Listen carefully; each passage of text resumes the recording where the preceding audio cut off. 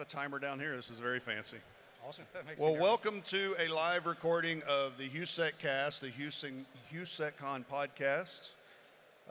If you don't know yet, I'm Michael Farnham. That's Sam Van Ryder. I'm Sam. That's Sam. And if you don't know, we run a HUSECCon podcast, and this is a live recording of it. And we got a couple of sponsors that came in today to help us out. We got WWT in Palo Alto, if you can see that sign. So thank you all very much for sponsoring. I'm going to let you introduce yourselves, kind of give your background real quick, and then we'll get into the discussion.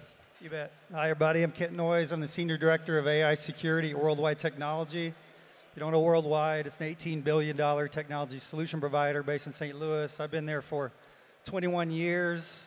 We partner with a lot of great partners like Palo Alto Networks. Also got a good, strong AI practice there. I think we hired our first data scientist 15 years ago, approximately, and we're 7 years running NVIDIA's Solution Provider of the Year. We also built the first supercomputer architecture upon which the first LLMs, BERT Large, were built upon. So that's kind of our claim to fame there. So awesome. And I mean, give them your name and your title, because your title means a lot to this discussion. Yeah. Kent Noyes, Senior Director of AI Security. There you go. So we're going to be talking about AI if you haven't gleaned that yet. Brad? Hi, folks. My name is Brad Green. I'm a consulting engineer with the Cortex division of Palo Alto Networks. We specialize in security operations. You might have heard of Palo Alto Networks. We also do firewall stuff, too, I think. Yeah, y'all got firewalls. So, yeah. Security operations and security threat intelligence is my focus. Closer. Yeah. Yep. All right. So, yes, we're going to be talking about AI. But I think what we were talking about earlier about having the conversation and kind of trying to make it a little bit different is not necessarily a history lesson, but giving the difference in what AI, everybody kind of considered AI that was really tied to machine learning. When you saw the marketing, you saw ML/AI. And that's good for detection in platforms, that kind of thing.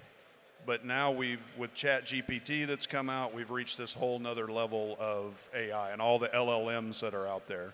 So Kent, as kind of a guy who just plays in this world every day, can you kind of give a quick differentiator, and Brad, break in there as well, what you would consider as a differentiator with modern LLMs versus what everybody saw as machine learning AI with platforms?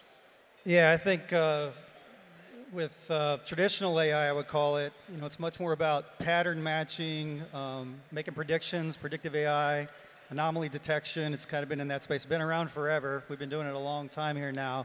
Most of the purists will kind of, roll their eyes a little bit when it comes to LLMs. When it comes to large language models, generative AI, much more of a creative element. Different kind of beast. These things are much more built for natural language processing. I think one of the core things about it to me is we just gave these AIs a vocabulary, a really big vocabulary, right? And so, they can do things, they can speed read, they can summarize documents, 10-page documents in seconds. They can interact like a human. They have all sorts of capabilities. They're just slightly different. They're much more of a creative engine, and they will create things in a sort of a hallucination type of manner. You've heard that time and time again. But a totally different beast, but really revolutionizing AI, I think, and it's a fantastic step in the right direction. I'm pretty pumped about it overall. Yeah, absolutely. The LLMs are really interesting to me. Natural language processing has been around for a while. That helped, right? It lowered the entry barrier into learning query languages, how to interrogate my data. With LLMs, we're getting to the point now we're going to have very natural language processing that occurs, but also contextualization that occurs, follow-up questions, being able to translate the answer across multiple languages if we've got a global team or we need to do something like that.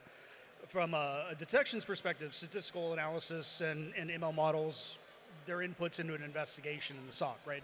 How do we get the investigation started? That's fine. But when we get into LLM, now it's, can we be faster? How can we investigate faster? How can we get a better answer, better fidelity answer, and communicate it quicker to the team? So I guess my question here, especially when we talk about AI and some of the productization and such in detections and things. Where does it go wrong? Well, it goes wrong when you give it bad data, ultimately.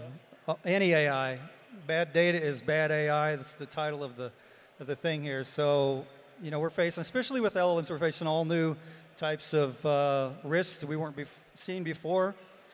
You know, prompt injection, not something we're used to securing, right?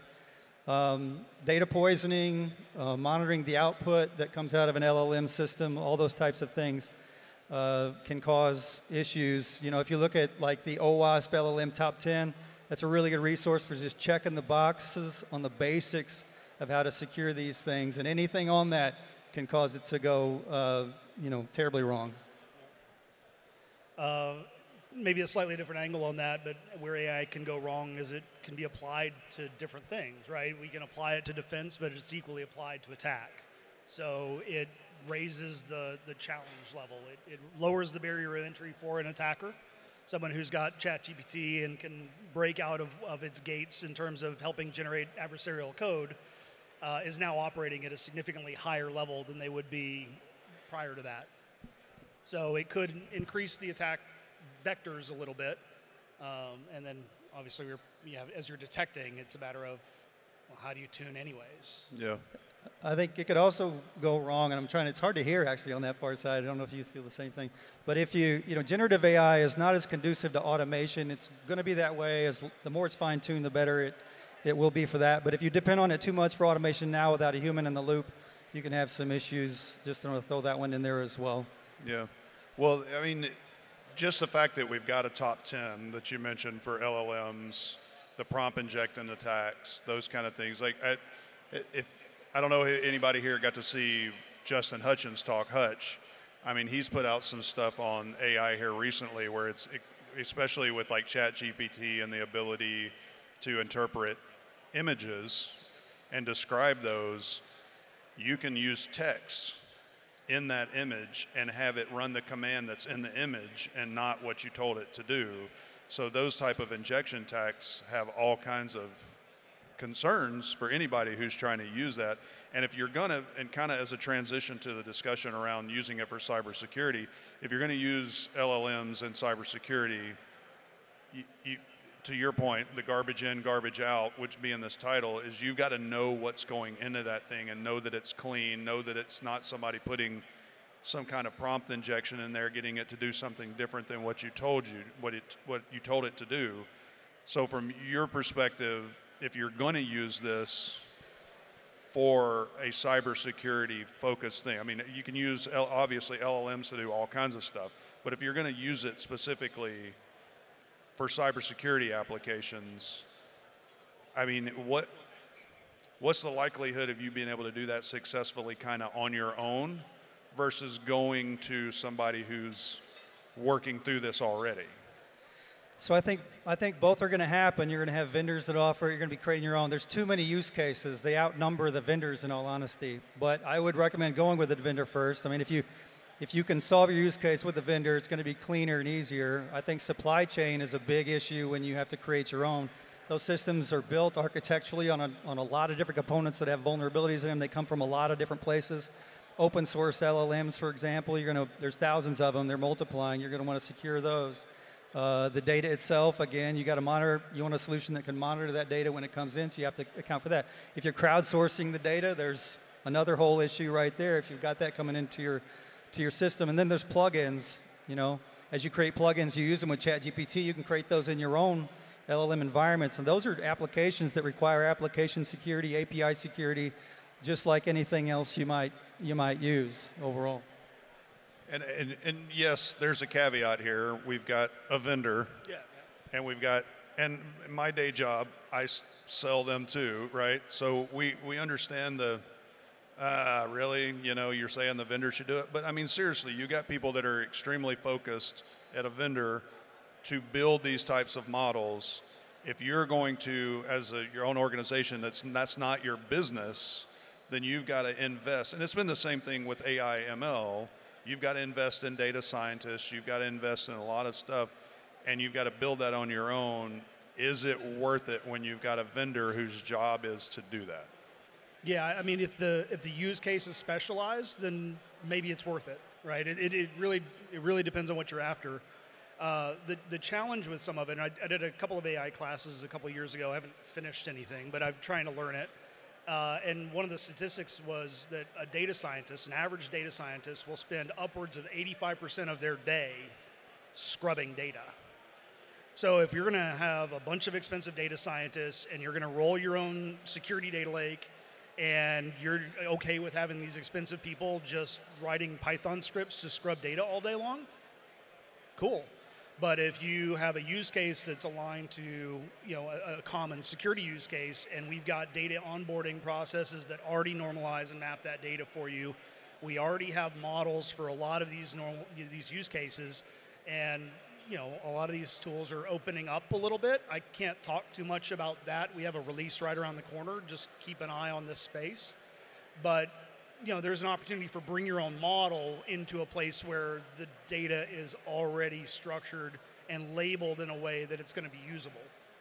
Because if you've got unusable data, if you've got data that hasn't been normalized properly, you're not going to get. You can do all the right math, and you're going to get the wrong answers, right?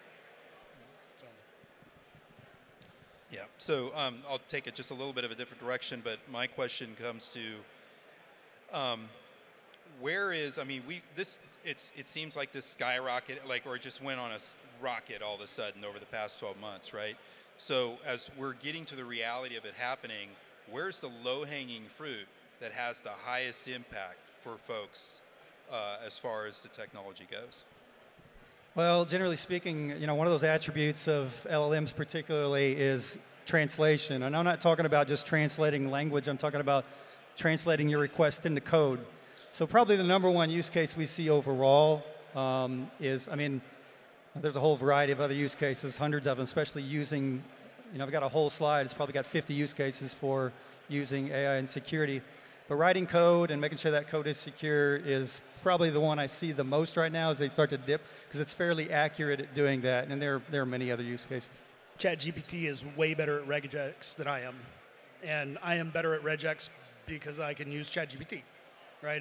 We can feed it a data structure and ask for the regex to go get it the key that we want. The other place I think it's going to be used really effectively is for contextualized help. So, narrow search engines. How do I do this within this product? If the training data can be kept up to date to the current product documentation, you can be in product, trying to do something, ask a very natural language question within the product, get a natural language answer with documentation reference. Anything that keeps us from swiveling in the chair in the SOC is a good thing. If I have to be in one less place looking for information or extracting data, that makes the workflow faster. So I think that's going to be a low-hanging fruit as well. So I remember listening to a podcast. I don't remember what it was on or who the vendor was, but it was a SOAR vendor, and they asked ChatGPT to go create some workflows for their product specifically. And what they found out was that if you do a very simple workflow, it was perfect every time. If you asked it for a more complicated scenario workflow, it would just fail. And what they figured out was because where it was really easy, where it was good at, the easier ones, was because they had public documentation that it had already scoured. But what it was relying on was almost like leaked documentation for, like an older documentation for their SOAR that people had published that was typically behind a support wall of some kind. And what they started doing, they said, well, if it's this good, it sucks at the complicated stuff, but it's still not completely horrible. It gets some stuff right. Let's just start using that as an engine, use it to learn. And so their documentation, they just started running it, that documentation, and boom, it was like, yeah, literally within like a couple of weeks, I don't even know if it was that long, it was spitting out perfect workbooks. And the other aspect of that is especially with workflow creation, like automation creation in the SOC, they're typically just series of structured tasks, series of structured workflows. So if it's good at creating simple workflows and I can create 10 simple workflows and glue them together myself, I can still have that complex thing done in far less time than it would be to go and build it all from scratch and try to build it, completely right the first time. Embrace the modularity a little bit. Yeah, I mean, I think it's going to give you some percentage increase in productivity, even when it's not 100% accurate. It's never going to be, 100% accurate, but you fine tune it, you keep tweaking it until it gets there. But in a SOC, there's so many ways it could boost. Again, I talked about coding. There's scripting when you're doing threat hunting. There's research. There's reporting. There's policy management. All those things can give you a boost, at least a first draft idea of where you need to go. What's going to happen if you make certain policy changes when you ask that question? It's going to give you ideas that you don't have, just like it does in your day-to-day life as you use these systems. Yeah, I mean, just being able to ask it, like, absorb all of my network architecture diagrams, and there's tools, and we're going to do a podcast tomorrow where we're talking to a vendor that does some of this, but if you see a network configuration change, if I change this IP address here, what is going to be the flow? What's going to happen? If I can ask somebody, because I used to joke and people would say, well, when is AI going to be good? I'm like, well, it's not going to be good until we get C3PO. Like we're as close to that as we ever have been, right? That's something that can learn and use that and think about it. I mean, I'm not saying we're at C3PO. Don't get me wrong. We're not.